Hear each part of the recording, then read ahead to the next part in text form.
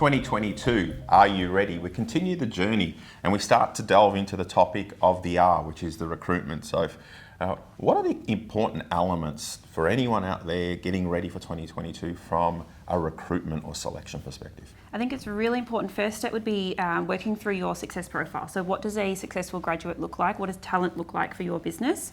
Once you've got that, you can then map what your recruitment process will look like. So what different stages will you have candidates work through? What kind of timeframes will you be looking at for each of those stages? And I think the really big important one is that candidate engagement, and what will your process look like in terms of engagement with candidates, feedback at each stage, what kind of access will they have to maybe some of your past or current graduates, senior leaders, things like that, that will really help you convert completion rates and then hopefully offers at the end of the process. And it's critical from two aspects. One is to have all that information as you're starting 2022 to be able to include it in your traction campaign, because you want your candidates to know the key dates, the timelines, and your recruitment process and when you'll be engaging with them.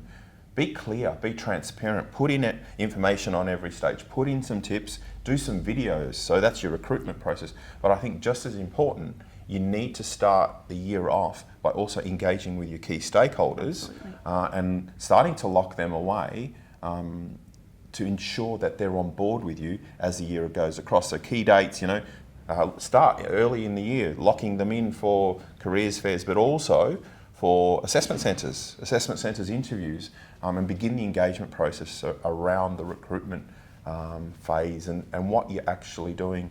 Any final tips, Soph, that you'd leave ahead of 2022, being December now? I think just try and get ahead of the game if you can. Yeah. Try and plan out what those roles will look like. Try and get time in those stakeholders' diaries so you can understand what they want from a graduate, so you can go out to market, you can recruit for those specific roles, and there isn't that disconnect when it does get down to that final stage. So I think really trying to be a cohesive program and make sure you're looking for the right talent for your business. Understand your time, understand the cost. There's cost, understand the processes. You might need to bring in third-party suppliers, psych testing, video, the entire process, but get an understanding so that you're not caught in February, March, April, lagging and not having done this. And if you need some help with it, please reach out to us. We're happy to map it. We're happy to showcase what a best practice process looks like and what they cost. So please reach out and get ahead of the game.